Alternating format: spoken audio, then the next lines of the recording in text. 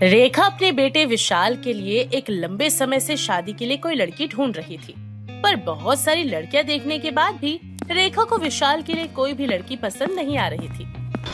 ऐसे ही एक दिन जब रेखा अपनी पड़ोसन शांति के साथ बाजार से घर आ रही होती है, तभी वो देखती है कि सपना नाम की एक लड़की हाथों में ठंडी ठंडी लस्सी लिए और कुछ ग्लास लिए हुए खड़ी हुई है। मेहनत मजदूरी से रिक्शा चला रहे और कुछ मांगने वालों को वो ठंडी ठंडी लस्सी पिला रही है। लस्सी पीकर सभी लोग उस लड़की को बड़े ही प्यार से आशीर्वाद दे रहे होते हैं। ये सब कुछ देखकर रेखा शांति से बोलती है, कितनी नेक दिल लड़की है। जहाँ आजकल के बच्चे अपने माता पिता की एक नहीं सुनते, वहाँ ये देखो कितने पुण्य के काम कर रही है। वो तो है, कोई किस्मत वाला ही होगा जिसकी ये बेटी होगी। बस अब तो भगवान से एक ही दुआ है कि मुझे भी मेरे बेटे के लिए एक ऐसी ही लड़की मिल जाए जो मेरे घर को स्वर्ग बना दे। मिल जाएगी, चिंता क्यों करती है, तू अपनी कोशिश जारी रख। शांति और रेखा आपस में बात ही कर रहे होते हैं कि तभी सपना लस्सी लेकर उनके पास भी आती है और बोलती है, आंटी जी, आप इस तपती गर्मी में लस्सी पीना पसंद करेंगी? हाँ हाँ, क्यों नहीं, पिला दो। ठीक है, ये लीजिए, एक गिलास पकड़िए, मैं आप लोगों के गिलास में लस्सी डाल देती हूँ। इतना कहकर सपना शांति और रेखा के खाली ग्लास में लस्सी डाल देती है और इस लस्सी को पीकर दोनों को ही बहुत मजा आता है। और रेखा बोलती है, अरे वाह, कितनी स्वादिष्ट लस्सी है, कहाँ से लेकर आई हो तुम? लेकर नहीं आई हूँ, मैंने घर पर बनाई है। क्या बात है, घर पे लस्सी भी बना लेती हो। रहती कहाँ हो तुम? मैं तो यहीं पास की झुग्गियों में रहती हूँ। झुग्गियों में रहती हो, फिर भी इतने सारे लोगों को लस्सी पिलाने के लिए लस्सी कहाँ से लेकर आती हो? कोई अच्छी नौकरी करती हो क्या? नौकरी? नहीं नहीं, मैं बस थोड़ा बहुत सिलाई करने का काम कर लेती हूँ और उससे जो पैसे कमाती हूँ उससे मैं अपने ही जैसे गरीब लोगों को लस्सी पिला देती हूँ। सब गर्मी में मेहनत करते हैं तो एक गिलास लस्सी पिला देती हूँ कि उन्हें थोड़ा सा अच्छा महसूस हो और मुझे भी खुशी मिल जाती है। क्या बात है, खुद गरीब हो और बाकी गरीबों की मदद करती हो। मदद करेंगे तभी तो गरीबी घटेगी, वरना ऐसे तो गरीब दिन पर दिन गरीब और अमीर दिन पर दिन अमीर होता जाएगा। जितना अच्छा स्वाद तुम्हारी लस्सी का है, उतने ही अच्छे तुम्हारे विचार भी हैं। शुक्रिया आंटी जी, अब मैं चलती हूँ, मुझे और भी बहुत सारे लोगों को लस्सी पिलानी है और फिर अपना सिलाई का काम भी तो करना है। इतना कहकर सपना वहाँ से चली जाती है। रेखा शांति के साथ वापस अपने घर आ जाती है। ऐसे ही कुछ दिन गुजर जाते हैं और रेखा के दिमाग में अभी भी बार बार सपना और उसके हाथों की लस्सी घूम रही होती है।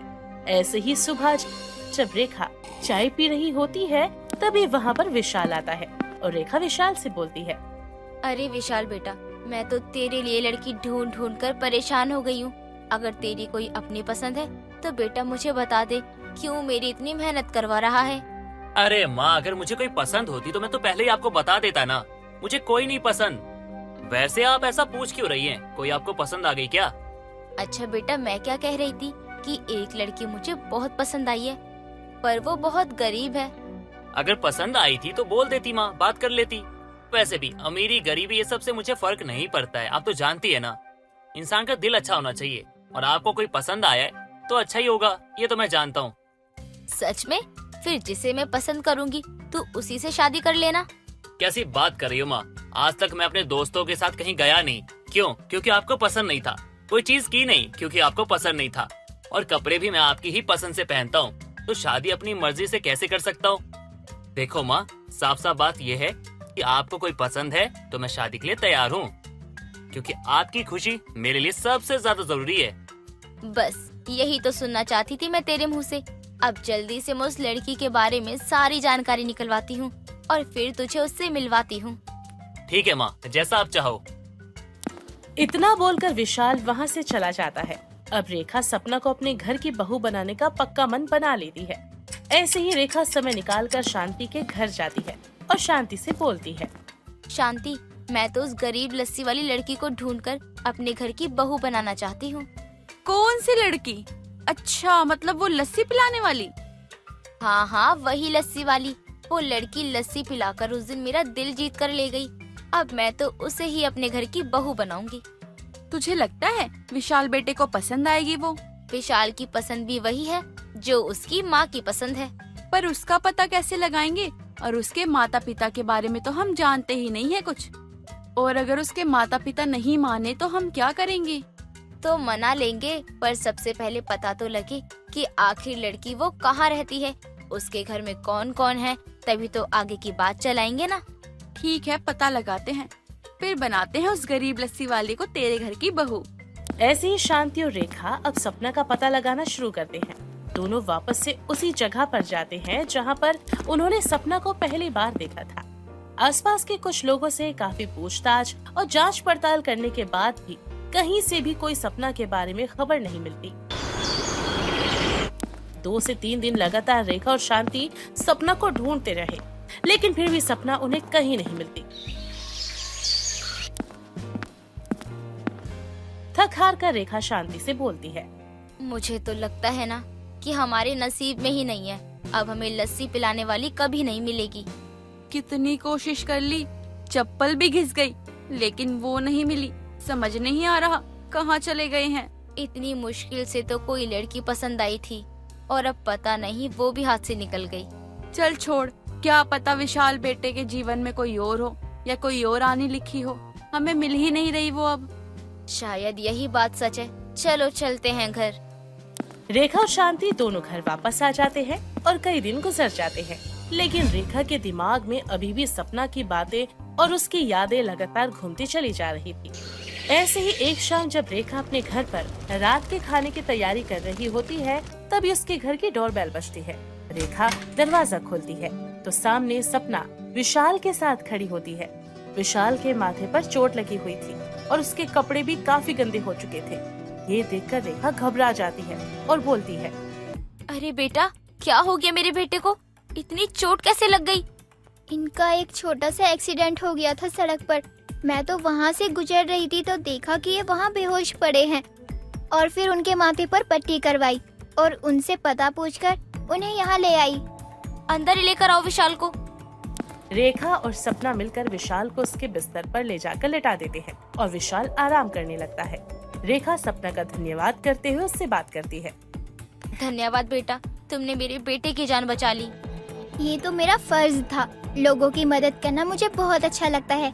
बेटा, तुम्हें पता है हम पहले भी मिले हुए हैं। हाँ, थोड़ा थोड़ा सा याद है। मैंने आपको लस्सी पिलाई थी ना? हाँ हाँ बिल्कुल। वैसे बेटा, तुम्हारा नाम क्या है? मेरा नाम सपना है। तुम रहती कहाँ हो? अपना पता बताओ। तुम्हारे परिवार में कौन कौन है? मेरे परिवार में कोई भी नहीं है। अब मैं अनाथ हूँ। दरअसल सपना एक अनाथ गरीब लड़की थी जो छोटा मोटा सिलाई का काम करके पैसे कमाया करती थी। उससे वो अपना पेट भर लेती और बाकी पैसे अलग करके वो गरीब लोगों की सेवा में लगा दिया करती। सपना के बारे में सारी सच्चाई जानकर रेखा उसे और भी ज्यादा पसंद करने लगी थी। रेखा सपना से उसके घर का अता पता और बाकी सारी चीजें पूछकर सारी जानकारियाँ ले लेती है और तभी सपना बोलती है, अच्छा ठीक है, अब मैं चलती हूँ। मुझे बहुत सारे काम करने हैं। ठीक है बेटा, तुम भी अपना ध्यान रखना। ऐसे ही सपना तो वहाँ से चली जाती है।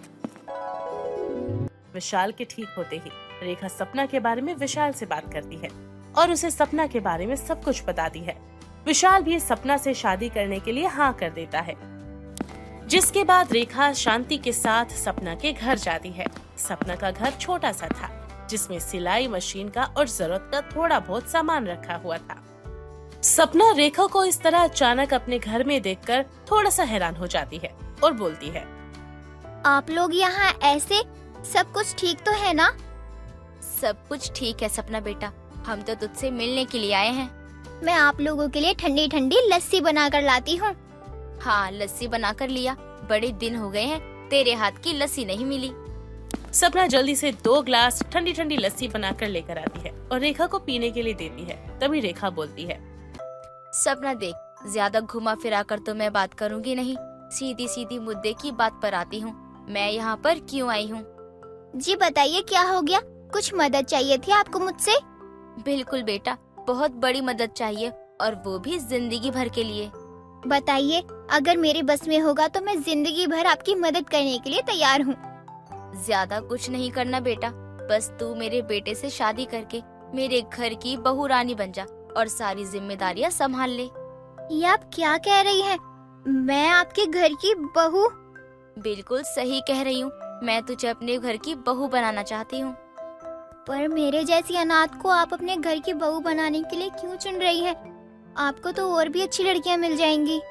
लड़कियाँ तो बहुत मिल जाएंगी, लेकिन तेरे जैसी गुणी संस्कारी वाली कोई नहीं मिलेगी। और नहीं तो क्या, तू खुद गरीब है, जैसे तैसे करके अपना पेट पालती है, लेकिन फिर भी गरीबों को लस्सी पिलाकर उनकी मदद करती है। आजकल के जमाने में इतनी अच्छाई किसके अंदर होती है?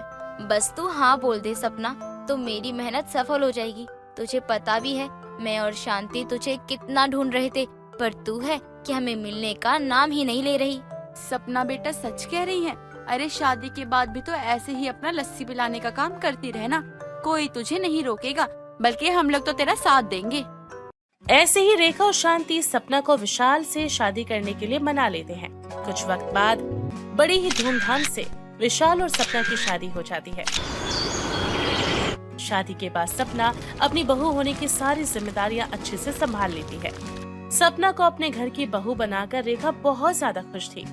शादी के बाद भी सपना गरीबों की मदद करती और उन्हें अपने हाथों से लस्सी पिलाने का काम करती, और हर रविवार को इस पुण्य में रेखा और विशाल भी सपना की मदद किया करते। ऐसे ही एक दिन सभी लोग साथ में बैठे हुए थे और तभी विशाल बोलता है, सच में माँ, सपना को मेरी जिंदगी में लाकर आपने मेरी जिंदगी बदल दी। तभी तो मैंने सपना को तेरे लिए चुना है। अरे पहली ही नजर में इसके हाथों की बनी हुई लस्सी और ये दोनों ही मुझे खूब भा गए।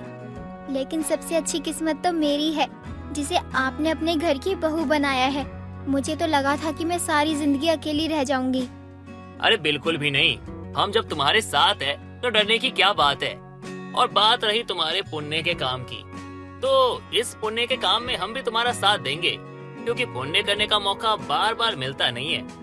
तो क्यों ना हम भी पुण्य कर ले। मुझे तो लग ही नहीं रहा था कि आप लोग मुझे इतना ज्यादा समझ पाएंगे और मेरी मदद करेंगे। हमेशा करते रहेंगे जब तक हम कर सकते हैं, क्योंकि पुण्य को कभी मना नहीं किया जाता। चलो भाई, तो बात तो हो गई। अब जाकर ना लस्सी बना के लाओ हमारे लिए, क्योंकि तुम्हारे हाथ की लस्सी एकदम लाजवाब होती है। इंसान पी पी के थक जाए, पेट फट जाए, लेकिन मन कभी भरता नहीं है। विशाल की बात सुनकर सपना मुस्कुराती है और जल्दी से सभी के लिए लस्सी बनाकर लेकर आती है। सभी लोग आराम से बैठकर लस्सी पीते हैं। ऐसी अब गरीब बहू के हाथों की लस्सी हर तरफ फेमस हो जाती है और अनाथ सपना को एक परिवार मिल जाता है और सास के आ जाने से उसका जीवन खुशियों से भर जाता है।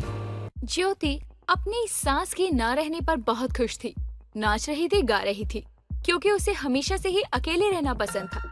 एक दिन ज्योति छत पर बैठकर सर्दियों में धूप के मजे ले रही थी। तभी उसकी पड़ोसन रेवती की बहू रानी का छत पर कपड़े लेकर आना होता है। अरे अरे रानी, कितना काम करोगी तुम? इतनी सर्दी हो रही है, आराम से बैठो। आज छत पर बैठकर मूंगफली खाते हैं। ज्योति, आराम से बैठना तुम्हारे नसीब में है, मेरे नसीब में नहीं। सास तुम्हारी गई है, मेरी सास अभी भी मेरे सांस लेना हराम कर रही है। अरे बाबा, ठंड में तो मुझसे तो काम ही नहीं करा जाता। मुझे तो बस चाय भी सुबह अनुज ही बना कर देते हैं, उसके बाद ही मैं उठती हूँ। ज्योति, सबकी किस्मत तुम्हारी तरह नहीं होती। सास के ना रहने पर तुम्हारी सर्दी अच्छी कट रही है। हाँ, ये तो है। सास बिना मेरी सर्दी सच में बहुत अच्छी कट रही है। वो होती तो मेरा हाल भी तुम्हारी तरह ही होता। चाय ला, खाना ला, ये कर वो कर। हाँ, ये सही कहा तुमने। क्या करूँ, अब जो किस्मत में लिखा उसे बदल नहीं सकते हैं ना। रहना तो मुझे ऐसे ही पड़ेगा। वैसे तुम इतने सारे कपड़े लेकर छत पर क्यों आई हो? मैं कपड़े धोने जा रही हूँ, इसीलिए लेकर आई हूँ। अब तुम्हारी तरह नहीं कर सकती ना कि सारे कपड़े धोबी को दे दूँ और धुलकर आ जाए। अगर मैंने ऐसा किया तो मेरी सास मुझे ही धो देगी। यार, तू बाथरूम में ले जाकर वॉशिंग मशीन में धो लेना। इतनी सर्दी में छत पर लाने की क्या जरूरत है? तुम जानती नहीं हो मेरी सास को, वो बहुत कंजूस है। वॉशिंग मशीन में कपड़े धोएंगी तो बिजली का बिल आएगा, इसीलिए उन्होंने हाथ से धोने के लिए बोला है। तुम्हारी सास तो सच में बहुत चालू है। मेरी तो सास बिना सर्दी मजे से कट रही है, लेकिन तुम्हारी तो सास के साथ सर्दी भी बहुत बेकार कट रही है। रानी ज्योति से अपने दुख बता रही थी और रानी दुख सुनते हुए मूंगफली खा रही थी और छत पर कूड़ा फैला रही थी। तभी उसकी सास रेवती उसे आवाज लगाती है। अरे ओ बहू, तू अपने घर के कपड़े धोने गई है या पूरे मोहल्ले वालों की, जो अभी तक वापस नहीं आई? कहीं सर्दी में धूप पाकर सो तो नहीं गई? नहीं माँ जी, मैं जाग रही हूँ, बस 10 मिनट में आ रही हूँ। जल्दी नीचे आ, मुझे खाने को दे, बहुत भूख लगी है। बस थोड़ी देर में आ गई माँ जी, थोड़ा रुको। तुम्हारी सास ने तो कुछ देर में ही भूचाल मचा दिया। हाँ, सास वाला घर ऐसा ही होता है। तुम लो धूप के मजे, मैं चली अपना काम करने, वरना मेरी सास आ गई तो सुबह सुबह ही शुरू हो जाएंगी। रानी जल्दी से कपड़े धोकर नीचे जाती है तो देखती है कि उसकी सास कंबल ओढ़कर आराम से सोफे पर बैठकर टीवी देख रही थी, जिसे देखकर वो अपने मन ही मन बोलती है, मुझे काम में लगाकर खुद आराम से बैठकर टीवी देख रही है। ऐसा लगता है जैसे सिर्फ ठंड इन्हें ही लगती है, मुझे नहीं लगती। लेकिन जब खुद की ही किस्मत खराब हो तो क्या ही कर सकते हैं। माँ जी, आपने बुलाया था? हाँ बुलाया था, मुझे तो लगा तू कल आएगी कपड़े धोकर। माँ जी, कपड़े भी ज्यादा थे, वो भी हाथ से धोने थे, तो टाइम तो लगेगा ही। कोई बात नहीं, एक काम कर, जाके रसोई में गरम गरम खाना बना, अपने आप ही सारी ठंड दूर हो जाएगी। रेवती की बात सुनकर रानी को बहुत गुस्सा आता है, लेकिन वो बिना कुछ बोले वहाँ से चली जाती है और रसोई में खाना बनाने लगती है। दिन बीतते हैं, तभी एक दिन ज्योति अपने पति अनुज से बोलती है, यार सर्दी बहुत है, मैं सोच रही हूँ कहीं बाहर डिनर करके आते हैं, कौन घर में बनाएगा? यार अभी परसों ही तो गए थे बाहर खाने के लिए, आज फिर तुम बोल रही हो, ऐसे अच्छा नहीं लगता। अरे तो क्या हुआ, सिर्फ बाहर डिनर के लिए ही तो बोल रही हूँ, वैसे भी सिर्फ हम दोनों ही तो हैं। वो सब तो ठीक है, लेकिन आज बहुत सर्दी है, मन ही नहीं कर रहा घर से बाहर जाने का। घर में ही कुछ हल्का फुल्का बना लो ना। सर्दी में ही तो बाहर जाने का मजा है, घर में बनाऊंगी तो बर्तन क्या तुम साफ करोगे? देखो मैं इतनी ठंड में बर्तन नहीं धोने वाली, तुम साफ करोगे तो बताओ। ठीक है, तुम जाओ, तैयार हो जाओ, मैं चलता हूँ तुम्हारे साथ। अपने पति की बात सुनकर ज्योति खुश हो जाती है और अपने कमरे में तैयार होने चली जाती है, जहाँ एक तरफ ज्योति बिना सास के सर्दी के मजे ले रही थी, वहीं दूसरी तरफ रानी अपनी सास के चलते सर्दी में दुगना काम कर कर के परेशान थी। कुछ देर बाद अनुज और ज्योति बाहर जाने के लिए निकलते हैं, तभी रेवती उन्हें पीछे से टोक देती है, इतनी रात गए दोनों मियाँ बीवी कहाँ जा रहे हो? लो बस यही बाकी था, अगर ये नहीं टोकती तो इनका खाना हजम नहीं होता। आंटी जी, वो मैं ज्योति को बाहर डिनर करवाने के लिए ले जा रहा था, इतनी सर्दी हो रही है, बेचारी 2 लोगों के लिए क्या ही बनाएगी। बेटा बहू की आदत ज्यादा मत बिगाड़, वरना इसको ऐसे ही सर्दी में काम ना करने की आदत हो जाएगी और फिर ये रोज तुझे बाहर खाना खिलाने को बोलेगी। आंटी जी, आपसे हम मियाँ बीवी का सुख देखा नहीं जा रहा क्या, जो आप मेरे पति को भड़काने की कोशिश कर रही हो? बहू मैं भड़का नहीं रही हूँ, बल्कि समझा रही हूँ। अगर तेरी सास यहाँ होती तो मैं भी देखती कि तू कितना बाहर घूमती। आंटी जी, आप अपने काम से काम रखिए ना। आप क्या चाहती हैं कि जैसी हालत आपने अपनी बहू की करी है वैसी ही मेरी हो जाए? बहू तो कहना क्या चाहती है कि मैं अपनी बहू से प्यार नहीं करती, उसे दुख देती हूँ। जो चीज दिखाई दे रही है उसमें कहने के लिए बचा ही क्या है? ज्योति तुम ये क्या बोल रही हो? रेवती आंटी हमसे बड़ी हैं। जाने दे बेटा, जो जैसा होता है वो वैसा ही बोलता है। मुझे इसकी बात का बिल्कुल भी बुरा नहीं लगा, लेकिन हाँ तेरी माँ सुमन के बारे में सोचकर जरूर बुरा लग रहा है। क्यों आंटी जी, आप ऐसा क्यों बोल रही हो? क्योंकि बिना सास के तेरी बीवी की सर्दी तो बहुत अच्छी कट रही है, लेकिन इतनी सर्दी में तेरी माँ गांव में कैसे काम कर रही होगी, कैसे रहती होगी, ये सोचा है तूने? रेवती इतना कहकर अपने घर चली जाती है और अनुज और ज्योति डिनर के लिए चले जाते हैं। कुछ दिनों के बाद अनुज के पास सुमन का कॉल आता है। बेटा, मुझे तेरी बहुत याद आ रही है, मैं कुछ दिनों के लिए वहाँ आना चाहती हूँ, अगर तुम लोगों को कोई परेशानी ना हो तो। माँ आपका ही घर है, परेशानी कैसी, मैं जल्दी ही आपको लेने आता हूँ। बल्कि मैं तो खुद सोच रहा था कि सर्दी में आप सब काम कैसे कर रहे होगे। क्या हुआ, किसका फोन आया था? माँ का फोन था, माँ आने के लिए बोल रही थी, बोल रही है बहुत याद आ रही है उन्हें मेरी। आप जाकर मिल लीजिए, लेकिन यहाँ मत लेकर आइए, मेरी सास बिना सर्दी अच्छी कट रही है। उनके आने के बाद भी तुम ऐसे ही रह सकती हो जैसे अभी रहती हो। मेरी माँ सब सासों की तरह नहीं है। आप साफ साफ क्यों नहीं बोलते कि आपसे मेरा आराम नहीं देखा जा रहा? सास कितना सुख देती है अपनी बहुओं को, मैं रोज देखती हूँ। तुम सबको एक ही नजर से क्यों देखती हो? जरूरी नहीं है सभी सासें रेवती आंटी की तरह हो। आप कुछ भी बोलिए, लेकिन सास सास ही होती है।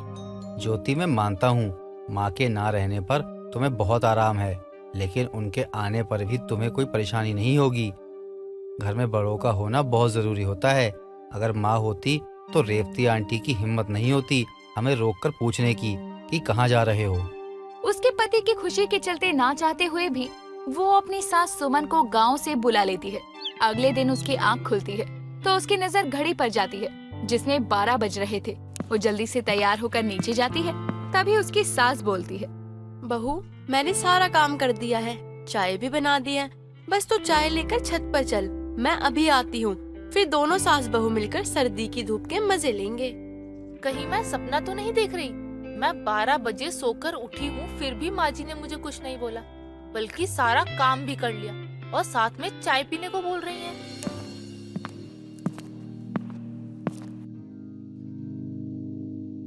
क्या हुआ ज्योति?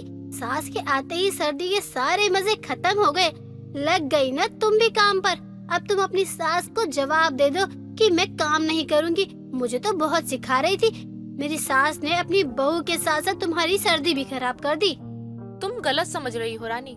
मैं तो अपने टाइम से 12 बजे ही सोकर उठी हूँ और ये चाय भी मेरी सास ने ही बनाई है। और सिर्फ बनाई ही नहीं, बल्कि साथ में पीने भी आ रही हैं। मैं तो बस छत पर चाय लेकर आई हूँ। कुछ देर बाद सुमन छत पे आ जाती है और दोनों सास बहू मिलकर साथ में चाय पीती हैं। ये देखकर रानी का मुंह बंद हो जाता है। इस तरह से ज्योति की सास के बिना भी सर्दी अच्छी करती है और सास के साथ भी सर्दी अच्छी करती है। नीलम अपनी बेटी भूमि और अपने बेटे दीपक से बात करते हुए कहती है, दीपक की 4 दिन बाद शादी है, लेकिन घर में ऐसे शांत माहौल हो रखा है, लग ही नहीं रहा कि इस घर में शादी है किसी की। हाँ माँ, आप सही बोल रही हो। जब से दादाजी गए हैं तब से हमारे घर में कुछ ठीक नहीं है। ये सब तुम लोगों का बस वहम है, ऐसा कुछ नहीं है। अरे जब तक तुम लोग खुद ही चहल पहल नहीं करोगे तब तक कैसे कुछ हो सकता है। मुझे तो शादी वाले दिन भी काम ही है। पता नहीं क्या काम करता है तू। ना घर पर पैसे आ रहे हैं और ना ही तेरा काम ठीक चल रहा है, लेकिन कहने को तू काम कर रहा है। अरे बता तो सकता ही है हमें कि क्या काम करता है तू। माँ बस है कुछ काम, जब अच्छे से चलने लग जाएगा तो मैं खुद ही बता दूंगा ना सबको। माँ कोई बात नहीं, हम लोगों से जितना हो सकता है हम उतना तो कर ही सकते हैं ना। हाँ, और जब इस घर में बहू आ जाएगी तब शायद सब कुछ ठीक हो जाए। हाँ माँ, आप सही बोल रही हो। हम लोग ही खामखा चिंता कर रहे हैं। दादाजी हमारा कुछ बुरा थोड़ी चाहते हैं, जो उनके जाने से हमें ये सब झेलना पड़ेगा। वहम ही होगा ये सब। हाँ, हमें दीपक की शादी पर ज्यादा ध्यान देना चाहिए। 4 दिन बाद शादी है इसकी, और दीपक अभी से बोल देती हूँ तो अपनी शादी वाले दिन कोई काम नहीं करेगा ये ऑफिस का। लेकिन माँ मुझे जरूरी काम है, मैं मजाक थोड़ी कर रहा हूँ। जरूरी नहीं होता तो मैं कुछ नहीं बोलता। भैया सारे जरूरी काम ना बाद में भी हो सकते हैं, लेकिन अभी इस समय हम सबके लिए सबसे ज्यादा जरूरी आपकी शादी है, और आप खुद ही अपनी शादी में बिजी रहोगे, ऐसा अच्छा नहीं लगेगा ना। हाँ, अगर तू अपनी शादी में काम करने लग गया ना तो तेरे लिए अच्छा नहीं होगा, समझा। नीलम अपने घर की स्थिति को लेकर काफी ज्यादा परेशान रहा करती थी। नीलम का ये मानना था कि उसकी बहू के घर में आने से सारी परेशानी खत्म हो जाएगी, और कुछ दिनों बाद नीलम अपनी बेटी की शादी करवा देती है। शादी के बाद नीलम की बहू अनुराधा घर को अच्छे से संभाल तो लेती है, लेकिन जो काम करती पहले उस काम में 3-4 बार गड़बड़ तो होती है, तब कहीं जाकर वो काम हो पाता। लेकिन अनुराधा फिर भी कोशिश कर रही थी कि सब ठीक ही रहे। कुछ दिनों बाद अनुराधा छत से कपड़े उतार कर ला रही थी, तभी उसका पैर फिसल जाता है और वो सीढ़ियों से गिर जाती है। अनुराधा के गिरने की आवाज सुनकर वहाँ भूमि और नीलम भागते हुए आते हैं, और अनुराधा को जमीन पर देखकर भूमि बोलती है, भाभी आप यहाँ कैसे गिर गई? आप ठीक तो है ना? कोई चोट तो नहीं लगी ना आपको? मैं छत से कपड़े उतार रही थी, लेकिन पता नहीं अचानक से मेरा पैर फिसल गया। वहाँ तो ना पानी था और ना ही तेल गिरा था, फिर भी पता नहीं कैसे मैं फिसल कर गिर गई। हे भगवान बहू, तू थोड़ा ध्यान से चला करना। हम लोगों के साथ तो ज्यादा खास कुछ अच्छा हो नहीं रहा, और अब तो तेरे साथ भी यही सब हो रहा है। तुझे थोड़ा ध्यान रखना चाहिए बहू। माँ जी, आप लोगों के साथ क्या ठीक नहीं हो रहा है, और आप लोग ये क्या बातें कर रहे हो? अरे पता नहीं इस घर को किसकी नजर लग गई, कोई काम बनता ही नहीं है, बने बनाए काम रुक रहे हैं। मैं तो बहुत परेशान हूँ इन सब से। हाँ भाभी, हमें लगा था कि आपके आने से क्या पता सब कुछ ठीक होने लगे, लेकिन ये सब तो अब आपके साथ भी हो रहा है। मैं तो सोच सोच के ही घबरा जाती हूँ कि आखिर हो क्या रहा है। क्या पता ये सब सच में हमारे मन का वहम ही हो, क्योंकि कभी कभी ऐसा डर मन में बैठ जाता है तो आसानी से नहीं जाता। धीरे धीरे सब ठीक हो जाएगा, बहू तू चिंता मत कर। अरे चिंता कैसे ना करूं, पहले तो मुझे ये सब बता दिया और अब बोल रही हैं कि मैं चिंता भी ना करूं। पता नहीं इन लोगों के सर पर कौन सा दोष था जो मुझे भी लग गया। भाभी आइए, मैं आपको आपके कमरे में ले चलती हूँ। वहाँ आप थोड़ा आराम भी कर लेना, ठीक महसूस करोगी। और घर के काम की भी चिंता मत करना, वो मैं कर लूंगी। इतना बोलकर भूमि अनुराधा को उसके कमरे में छोड़ देती है। नीलम अपनी बहू को बोल तो देती है कि चिंता ना करे, लेकिन उसके बोलने से थोड़ी कुछ हो जाता। ये बात अनुराधा ने मन में ठान ली थी और अब अनुराधा को बहुत डर लगता था कि आगे कुछ गलत ना हो। इसीलिए अनुराधा हर काम को और भी ज्यादा सावधानी से करती। कई दिनों तक ऐसे ही चलता है। कुछ दिनों बाद अनुराधा रसोई में खाना बना रही थी, तभी अचानक से एक कांच का ग्लास टूट जाता है और वो कांच अनुराधा के पैर में लग जाता है। अनुराधा लंगड़ाते हुए बाहर आती है और अपनी बहू को लंगड़ाता देखकर नीलम कहती है, बहू क्या हुआ, तू ऐसे क्यों चल रही है? तेरे पैर में दर्द है क्या? माँ जी, मेरे पैर में नहीं बल्कि इस घर में ही कोई परेशानी है। मैं काम कर रही थी, अचानक से कांच का गिलास टूट गया और मेरे पैरों में लग गया। पता नहीं बार बार ये सब मेरे साथ ही क्यों हो रहा है। पहले तो ऐसा कभी नहीं हुआ, चोट वगैरह तो किसी को भी नहीं लगी अब तक, फिर तुझे कैसे लग रही है? अब तक तुझे कितनी ज्यादा बार चोट लग चुकी है, तू ठीक है ना बहू? माँ जी क्या ठीक हो सकती हूँ मैं, हर 2 दिन में कहीं ना कहीं मुझे चोट चपेट लग ही जाती है और अब भी देखो इतनी ज्यादा लग गई। पता नहीं क्या किया था मैंने जो मुझे इतनी सजा मिल रही है। बहू क्या पता गलती से ग्लास गिर गया हो और तेरे पैर में लग गई हो। तू गलत भी तो सोच सकती है ना, जरूरी नहीं है जो हो रहा है वही सच है, थोड़ा समझना भी चाहिए ना। जब से आपने मुझे सारी बातें बताई है ना, मुझे तो अब खुद भी समझना ही नहीं है। पता नहीं कौन सा वास्तु दोष है इस घर पे जिसे आप लोग हटवा भी नहीं रहे हो। सारी दुश्मनी तो इस घर की अपनी बहू से ही है। बहू मैं समझ रही हूँ तुझे, ये सब कुछ तुझे अजीब लग रहा होगा, लेकिन ये सब हमारे हाथ में नहीं है। आपके हाथ में भले ही कुछ ना हो, लेकिन आप ये सब ठीक करने के लिए कुछ करती भी तो नहीं है ना। तू ही बता दे हमें क्या करना चाहिए, जो तुझे ठीक लगेगा हम वही कर लेंगे। ये सब मुझे पता होता तो मैं पहले ही बता देती ना, इतनी परेशानी क्यों झेलती मैं। अनुराधा इतना बोलकर वहाँ से चली जाती है। अनुराधा को काफी चोट लग गई थी, इसीलिए वो थोड़ी चिड़चिड़ी भी हो जाती है। अनुराधा की परेशानियां तो एक के बाद एक बढ़ती जा रही थी। उसे कुछ समझ नहीं आ रहा था कि आखिर ये क्या हो रहा है। कई दिनों तक ऐसे ही चलता है तो अनुराधा अपने घर में एक पंडित जी को बुलाती है और उन्हें सारी बात बताती है। सारी बात सुनने के बाद पंडित जी बोलते हैं, बेटा ये सब बस इसलिए ही हो रहा है क्योंकि तुम पर पितृदोष है। पूर्वजों की आत्मा को अभी तक शांति नहीं मिली है। लेकिन ये सब मेरे साथ ही क्यों हो रहा है? मैंने क्या बिगाड़ा है उनका? बेटा ये तुम्हारे साथ ही इसलिए हो रहा है क्योंकि तुम इस घर की बहू हो और बहू पर ही पितृदोष है। जब घर वालों को इतनी बार इशारे दिए गए पूर्वजों द्वारा, लेकिन तब भी कुछ नहीं हुआ, इसीलिए दोष तुम्हें लगा है। और ये दोष अब हटेगा कैसे? तुम्हें इसके लिए अपने पूर्वजों की पूजा करवानी पड़ेगी और पूर्वजों की बरसी पर तुम्हारे पति को पिंडदान करना पड़ेगा, तभी ये दोष शांत हो सकता है। ठीक है पंडित जी, आप बस पूर्वजों के लिए पूजा बता दीजिए कैसी होनी है, मैं सारी तैयारियां कर लूंगी। ठीक है, 2 दिन बाद मैं तुम्हारे पूर्वजों की आत्मा की शांति के लिए पूजा करवाऊंगा। तुम्हारे घर के सभी सदस्यों की मौजूदगी जरूरी है। ठीक है पंडित जी, जैसा आप बोले। अनुराधा को पंडित जी से बात करके पितृ दोष का पता चलता है और फिर वो पूर्वजों की आत्मा की शांति के लिए घर में पूजा रखवाती है। पूजा होने के बाद घर में काफी शांति बनी रहने लगती है। धीरे धीरे सब ठीक होने लगता है। ये देखकर अनुराधा की सास बोलती है, अच्छा हुआ बहू तेरे ऊपर लगा पितृदोष अब खत्म हो गया, वरना तो ये सब ना जाने कब तक चलता ही रहता। माँ जी, अगर आप लोग ही पूर्वजों की आत्मा शांति के लिए पूजा करवा देती तो ये सब होता ही नहीं। कोई बात नहीं, शायद पूर्वजों को तेरे द्वारा ही शांति मिलनी थी, जो कि अब मिल गई है। अनुराधा के ऊपर से पितृदोष हट जाता है और अब घर में सुख शांति बनी रहती है।